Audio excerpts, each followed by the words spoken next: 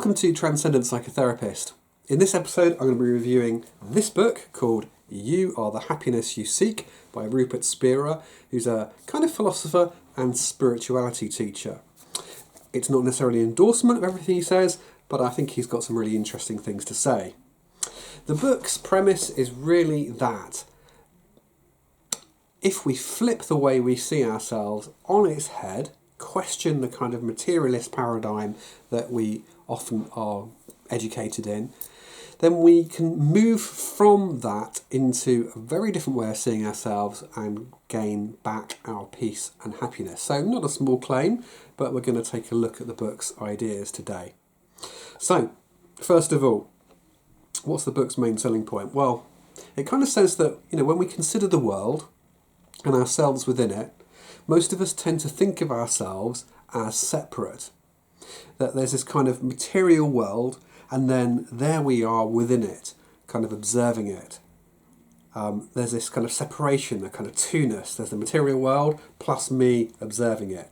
And not only do we tend to think there's a basic kind of two-ness and separation to reality, but we also, kind of at least in the West, tend to think that our ability to observe the world is something that's caused by the material world as well. Matter, it's believed by many, kind of gives rise to consciousness, gives rise to awareness.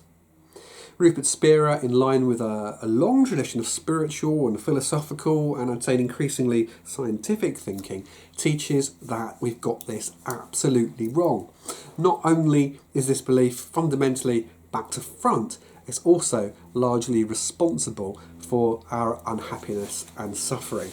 So this book explores the big ideas not only by explanation, but also interestingly by a sort of self-exploration. And we're going to have a go at that today as well. I might lead you in that if you're happy to do that. If you don't want to, you can skip past that part. But actually with Spira's work, it's really interesting because I think it's the self-exploration that allows you to really understand what he's saying. Who is Rupert Spira? Well, Rupert Spira is an advocate of what's called the direct path and is both an accomplished spiritual teacher and thinker and author, but also by background is a potter, and that kind of comes through in his teaching, not only in his writing, but particularly in his kind of YouTube and video teaching. You get this very reflective, kind of artistic approach that kind of bleeds into a very philosophical approach as well, which I think makes him particularly good at getting people into that reflective space that you need for his ideas. He grew up with parents that brought him up in the Advaita Vedanta tradition, which is simply a kind of, basically a non-dual tradition, basically arguing that fundamentally everything is one. Okay, there's a lot more to it that I won't go into here, but you can, if you want to know more and don't know more, you can look that up yourself. A little wiki search will solve that one. So, what's his basic premises? What are the basic non-dual premises that he puts forward in the book? Well, non-duality essentially teaches that reality is not two. We can't divide reality up into two or more fundamental categories of being, like kind of matter and mind, or God and the world. In Spira's Advaita Vedanta thinking, the only true real thing is pure awareness or consciousness. The separateness of the world we perceive, including our separateness, our separate bodies, our separate experiences, these are all experiences within consciousness and have no independent standalone reality. He uses a number of analogies to explain these, and I think these are really powerful analogies that I'm going to share with you now that will help you to understand what he's trying to get at. Remember, these are analogies though. The first one I'm going to call World as Dream. The second one I'm going to call World as Movie. And the third analogy is going to be kind of awareness as aware space. So let's start with World as Dream. So just think about when you sleep. Okay, so when you sleep, your mind generates a whole world into which you kind of limit yourself as a character or point of view. So let's say in waking life, you're called Mary. And yet in your dream, Mary creates this whole world. Spira gives the example of walking the streets of Paris, okay? Although she's asleep in her bed, let's say in London. And she becomes someone called Jane. So Mary self-forgets not only that she's really asleep in her bed in London, but also that she is Mary. And she becomes Jane. So she seems to become someone else. She seems to become somewhere else. And she seems to be in some other time as well. Because often we're dreaming we're in the daytime when we're asleep in bed at night. Her dream kind of life may span being in Paris over several months as Jane, while she, Mary, is asleep in bed for, say, 5 to 6 minutes. So now asks Spira, if we know that kind of we as conscious mind are able to create this kind of alternative reality that seems so convincing, so solid, so real and so vivid, and populated with these false identities, these other versions of ourself, why is it so hard to imagine that our waking lives aren't similarly dreamed up realities of an overarching mind or consciousness? So for Spira, all the people we meet are, like us, dreamed up separate characters who are in reality activities of a unified field of consciousness inhabiting a world produced in consciousness. So consciousness is primary. Time, space, objects, perceptions, memories, feelings, thoughts, etc. are all merely experiences in pure awareness, the contents of consciousness, if you like. The second analogy he gives is of world as movie. Okay, so another way to think of reality is as an awake, kind of aware screen with pixels, not the projected version that you get in the cinema. And the screen has images on it. It modulates images on the screen. Okay? The screen represents pure awareness, and the moving images that the screen modulates represent the activity of consciousness. So in his analogy, the screen, of course, remains distinct from the images, and the images from the screen, but the two go together. The images are really, however, nothing but the activity of the screen, modulations of the screen. And in this metaphor, we can imagine the awake screen getting absorbed in the images on it. So it's kind of an awake kind of screen able to watch itself. And then what it can end up doing is kind of letting the images dominate and its own awareness as the screen falls back into the background. Okay, and that's what the experience of awareness is like, Spira argues, and I think we'd all agree with that very rarely do we notice the fact, the most obvious fact of all, that I am aware, but we are caught up in, our attention's grabbed and pulled in by the contents of our awareness. So, next analogy is called awareness as space.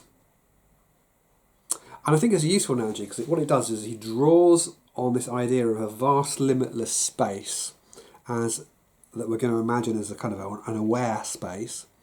And on this analogy, space is like a kind of container. Okay, the space within which all is. And there is no point, nothing, no thing that is not in space or an aspect of space. Nothing could be without space.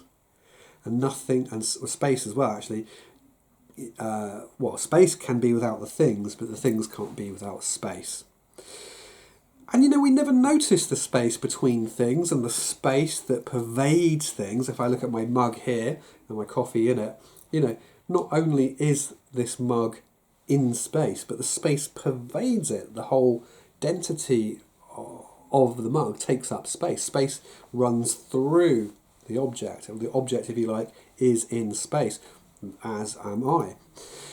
So, for Spira, our finite minds, our limited perspectives, if you like, are like spaces within rooms in a house. Okay, and he says really, well, there's no different spaces through the house, rather the space of the house is one, all the way from the outside through the walls, through all the objects of the walls. It's really one space. And the space is there before the house occupies the space. If you modify the house, the space is still there, it's one space. If you take the house down, the space is still there, it's one space. But if you imagine, if you were to ask this aware space in its finite space of one room, you ask it to look around, it would look around the room, and if you said, well, how big is this room? How big are you? How big are you as awareness? We'd say, well, I'm 4 to 5 feet high, or I'm 17 feet long and 10 feet wide. But actually, says Spira, no, that's not true. That's just a perspective when it's within that finite space. Okay? But the finite space is part of a broader space. In fact, the definition, finite space, is really somewhat artificial. Okay? The space is one. And Spira argues that our consciousness is kind of like that. Awareness itself enters into finite rooms and looks around and kind of says, well, this is it. This is what I am. But he's saying, no, actually, awareness transcends the perspective of any particular finite mind or one particular room, if you like. Okay, so one of the ways in which Spira kind of helps us to realise this is through self-exploration. And I'm going to lead you. You can skip this part if you like. I'd encourage you not to, though, because I think it's in the self-exploration that his ideas really kind of come to life. And what he does is he kind of leads you on a Socratic questioning journey around your current experience right now to help you to see that background awareness and not be caught up in all the foreground contents of awareness. Okay, and asking the question, like, where are you? Where is I? Where is awareness? Or the kind of witness of all things within this experience. Let's just stop talking about it and I'll lead you in it and we'll see how we get on. But the idea is that we are kind of stepping backwards away from the contents of experience and from the illusion of being a separate self to seeing our underlying connection or essential self, essential nature. So, what I suggest you do is, first of all, don't do this while driving or something that requires your attention. So just make sure you've got a space that you can concentrate within. It doesn't matter too much if there are sounds, like other meditations might prefer silence. It doesn't matter if there are sounds and things around. You can use that, in fact. What we're doing is asking the question slowly through a series of other questions of what is the essential nature of yourself. All right? So I'm going to suggest that at certain points when I say pause, that you pause the recording and kind of enter into doing that activity. If you just want to listen to this through first time, that's fine. You might want to come back and do that, which is fine. I'll put the pauses in for where the pausing moments should be. Okay, so first of all, just notice as much as you can about your feelings, your emotions. What are you feeling? I would pause here and spend a minute noticing your feelings. Okay, so if you come back from noticing your feelings, are your feelings you? Or are you noticing your feelings? Who is noticing the feelings? If you're your feelings, who is it that's noticing the feelings?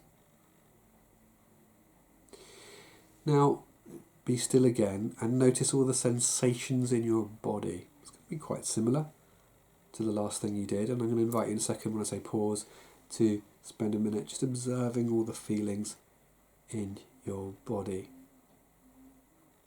Okay, pause. Okay, so if you paused and explored that, hopefully what you will have seen is you were, well, actually now let's put this as a question. Out of all the sensations that you felt in your body, were they you? Or were you having the sensations?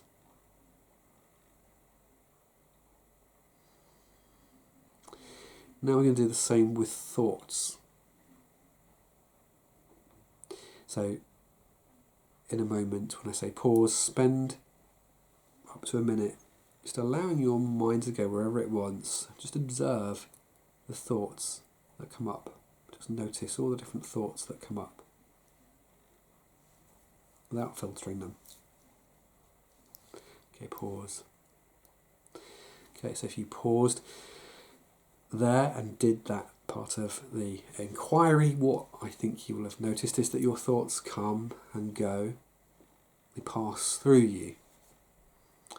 And the question again is, are you your thoughts? Or are you observing them? Who, if you like, is having the thoughts? Who is observing the thoughts? Who is the witness of the thoughts?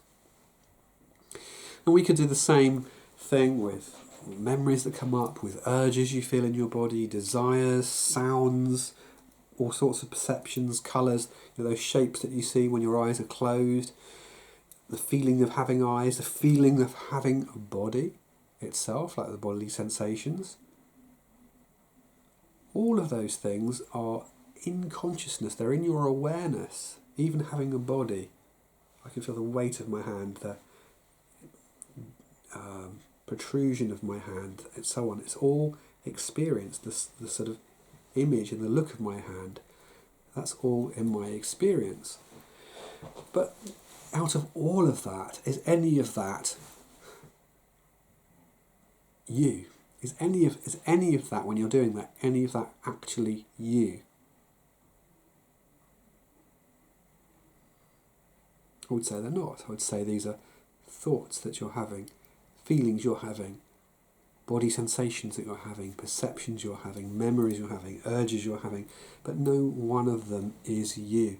If we ask where you are in this, you're not even the kind of addition of those things. You witness all of those things at the same time. So you are observing this movie of experiences, if you like, going on. These are all the contents of consciousness.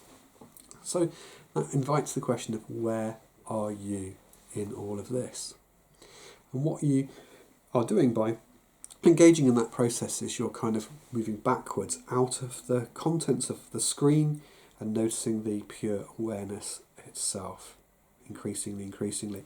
To start with, if you do this process, you'll start to just focus on the conception you've got of awareness, so that'll be another thought. But you go back from there and say, well, who's having that conception of awareness? Until you, increasingly, if you keep doing this, Spira says, you will notice just awareness, pure awareness. It is timeless, spaceless, unperturbed, peaceful. Okay. So what we're doing again there is really just shifting the attention away from the foreground, where it normally is on the contents of consciousness in the foreground, and pushing that into the background and bringing forward to the foreground our awareness of awareness. It's the most obvious thing that exists. It's impossible to doubt awareness. Think of Descartes'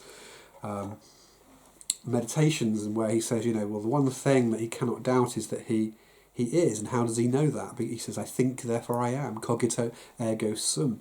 And he says, if I doubt that I think, I can only do that by thinking the doubt. It's self-refuting. I can't possibly doubt that I am, he says. In fact, if we're strict on that, the only thing you can strictly say is there are thoughts. but you can't doubt there are thoughts. And I would say, and Spira would say, actually, the one thing you can't doubt is awareness. The thoughts come into that, but what's really going on behind that background is awareness itself. Okay, so that's what we're doing, trying to really back into touch with the kind of the undoubtable aspect of our being that's always, as you encounter it more and more, it's just this peaceful being itself is the way Spira describes it. Now, there are all sorts of unresolved questions that might come up for people with this. And in fact, if you go to Spira's website, there's stacks of people asking him loads of questions. And he does these really exciting, interesting, I would say, meditations that also have this question and answer aspect to them. So, what's my view? I find Advaita Vedanta a very satisfying outlook in many regards, an explanation of reality. And I love the way it kind of starts again with that most certain thing. You know, the basic awareness is the most certain point of starting. I mean, why would you start to build a worldview from something that's a mere content of your consciousness rather than consciousness itself? If consciousness itself or awareness itself is the undoubtable part of experience, I mean, I could be deluded about my experience, but I can't be deluded about being conscious, about being aware. Why would I pick to build my worldview on some possibly arbitrary aspect of my experience rather than on the most central, axiomatic, most fundamental, undoubtable part of being, awareness itself? So I find that an attractive feature. So, you know, Western culture very often starts elsewhere. It tries to build on the assumption of matter, that matter in the world is actually definitely out there rather than it being a content of experience. I mean, whether it's out there or not, it's that I only know it, I only encounter whatever it is as an experience. But that happens in dreams as well. I go into, Mary's walking the streets of Paris as Jane. Those streets seem rock solid, seem very real. There's no way of knowing matter itself or assuming that it is actually what it seems to be. So, to me, it seems this approach is a more solid, ironically, starting point for any kind of philosophy or worldview.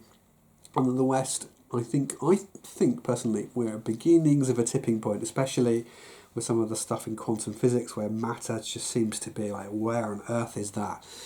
That we're going to be increasingly edging our way towards a different realization of what reality is, especially when you consider how particles seem to change what they do when they're observed. And consciousness seems to be a key agent in how the world appears.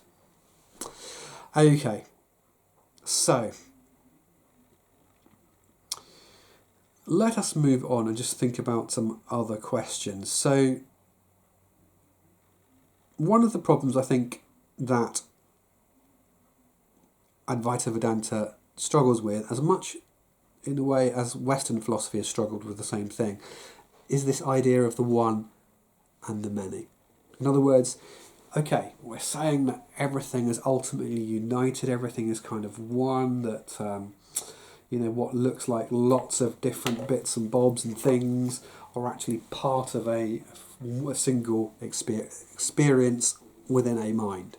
Okay, so it's not dual, it's not two, there's a sort of oneness to everything, which is fine. But then how do we explain the fact that there appears to be a manyness within it? Even if it's an illusion, why is there this that's a bit green and that's black, and I've got this pen here that's like that, and my coffee mug's like this, and there's, it's not all the same. I mean, if there were just awareness, if there were, if awareness was the only thing that exists, you might expect that the only thing to happen would be awareness being aware of itself. Kind of, here I am aware of myself, and that would be it. So why is there all this content of consciousness going on in its variegated and varied forms?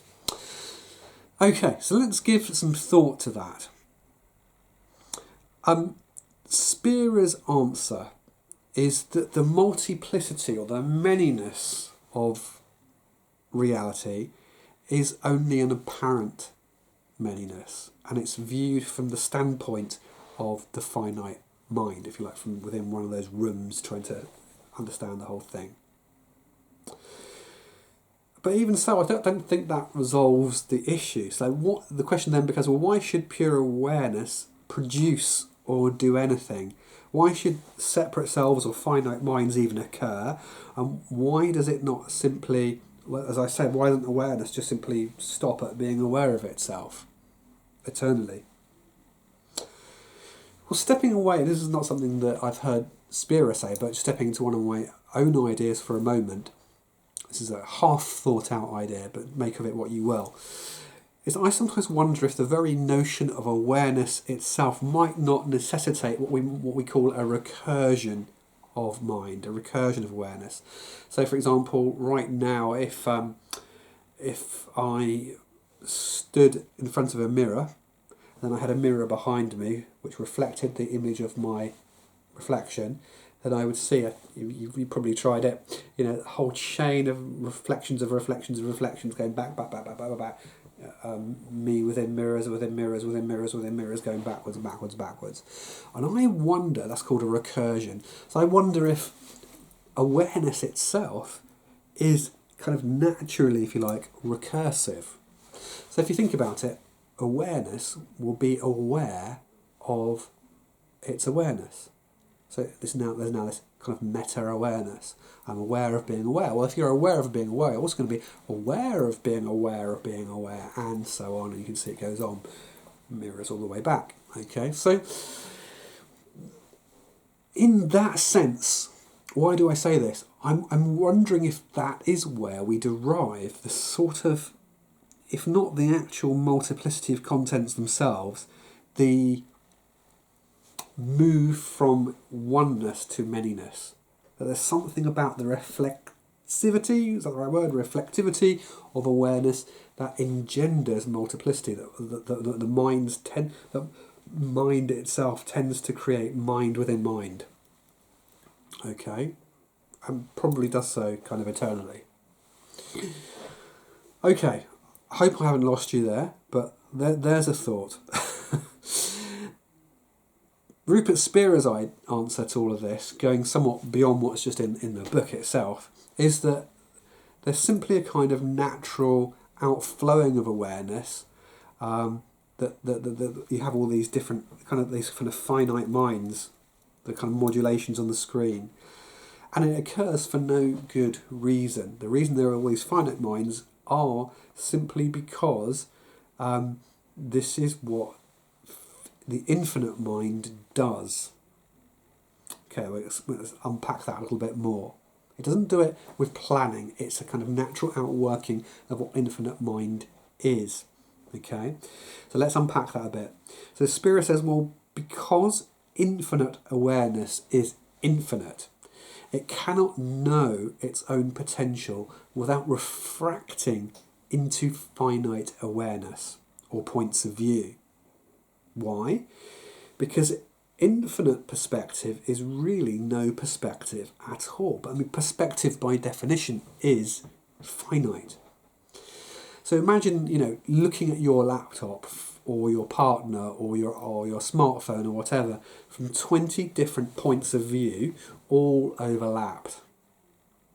It would just simply be an indistinct blur. And the more points of view that you included, the blurrier it get. So then ask Spira, well, carry that on out infinitely, and what will you get? There'll just be nothingness. You cannot see anything. And he says, well, infinite mind, all infinite mind can do is know, infinite awareness can only know infinite awareness. To kind of know anything else about itself, it would have to take a finite point of view to be able to get a definite particular perspective. And what Spira argues is going on here is that infinite awareness is doing what it's doing is it's kind of knowing its own potential by self-forgetting and then taking multiple finite limited points of view. And again, it doesn't do this, Spira argues, from any sense of need, but simply because it loves doing it, it loves what it is. Which is a speculation there, but I won't go into that in any further depth. But then Spira then argues that the price awareness is really interesting. Well, the price awareness pays for manifesting itself in this way, for doing this, is suffering. Because in its self-forgetting, it enters into what he calls ignorance, which is not sort of ignorance in our sense of the word. It's a kind of self-forgetting. So that in its finite rooms, if you like, or the finite minds, in its finite forms, it no longer knows its original, unchanging, limitless, kind of unperturbed peace. The finite modes of consciousness, if you like, have fragmented, and that is then always marked by a desire to return to wholeness, which is why our minds, why we're always, he says, longing for peace. We're always longing for more goodness. We're always longing for greater satisfaction and bliss. And he says that's because we're kind of shards or fragments of the original whole, if you like. And we feel the traces of that original whole within our beings, but we don't have it within our beings to, not in our finite version, if you like, it's not there in finitude, it's only there as we return back to our essential selves. And he also then says, which I think is quite a profound idea, that the evils and sufferings of the world are due to a kind of merging and identification of awareness with limited goods, frustrated, and by goods here I mean goals, kind of limited goods that we can pursue, frustrated goals that we pursue in this attempt to try and make ourselves whole again, to get back to that original goodness. The imagery he uses, I wish I had a spongy ball here with me, but I mean maybe we could use this rubber. That he says if you imagine a ball that you then contract down, you squeeze it down, what does it want to do? It wants to reform its original sense. And he says that's what our finite minds are like. They're kind of contractions of the original essential awareness. And so we feel always that urge to return back to what we essentially are. But the mistake, and this is how he says, many of the evils and sufferings of the world that come about, the mistake that we make as finite minds is that we then think that happiness can be found in pursuing the good, the beautiful and the true, if you like, in objects in the world. Whereas these are simply the illusions, the manifestations of consciousness, the kind of activity or the modulation on the screen. These are, to use the dream metaphor again, these are grasping after things in the dream, as if that's going to actually restore us to our full wake original self capacity, which is just going to be impossible. And so he says that's exactly what we do. We pursue objects, we pursue relationships, we pursue substances and experiences, even religious experiences, in this attempt to become happy and to return to our essential self. Whereas what we need to do is do this, and this is where self-inquiry helps. We do this journey of moving from this being identified, where we believe we are, that the outside world is actually real and we're caught up in all its activity. We retreat back from that being in the foreground to bringing forward in our awareness, our pure awareness again. And we sink back, if you like, into back into this just pure I. And we come back into rest in our pure being rather than constantly trying to chase the things that are in the dream, the contents of consciousness. We settle back into consciousness itself.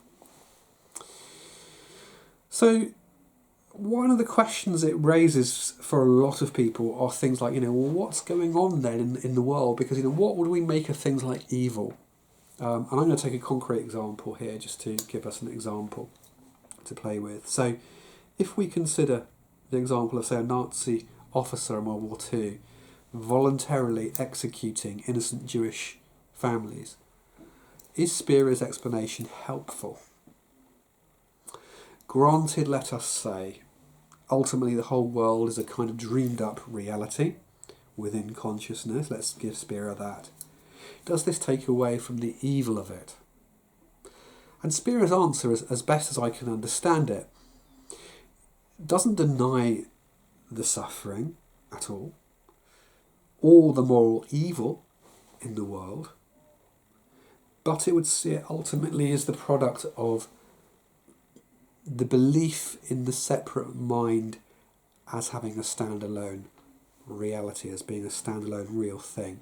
The officer, Spira would say, is kind of forgetting and obscuring his and his victims' essential nature and unity, such that were he to remember and to know that actually they are all one, and in a kind of sense he's attacking himself, he just wouldn't take that path.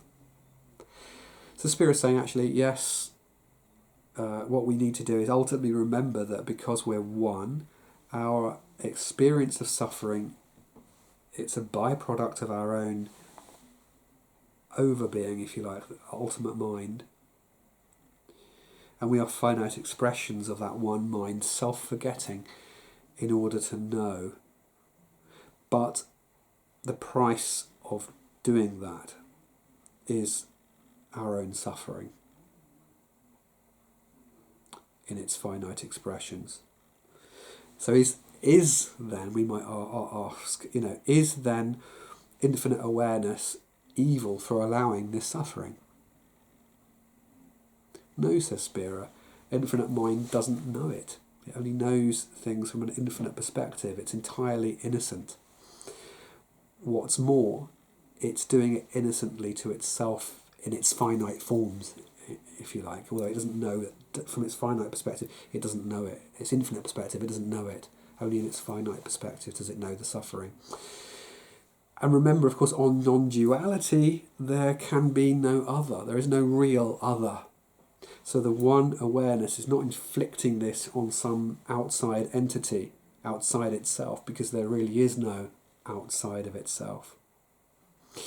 I'm going to stop there. I recommend this as a really good entry into Spira's thinking and the whole field of non-duality. I think it leaves a lot of questions that we might want to explore that's still unanswered. All sorts of things come up. What's evolution? All sorts of questions come up for me. What's time? How do we understand that? Blah, blah, blah, blah, blah. But it's a really great start. And go have a read. Please subscribe, press the subscribe button below to get more videos like this. Please leave a comment. I'd love to hear what you think. Most people pass on, but please subscribe and put a comment in there. Be good to hear from you. Also, you can kind of see my work on my blog, which is transcendencepsychotherapist.wordpress.com, and also have a podcast on Spotify that you can, it's on Anchor as well, called Transcendent Psychotherapist. Please remember, as ever, these podcasts and videos and everything are not therapeutic in their aim. This is not advice. These are just exploring of ideas. Thanks for listening. Take care. Bye.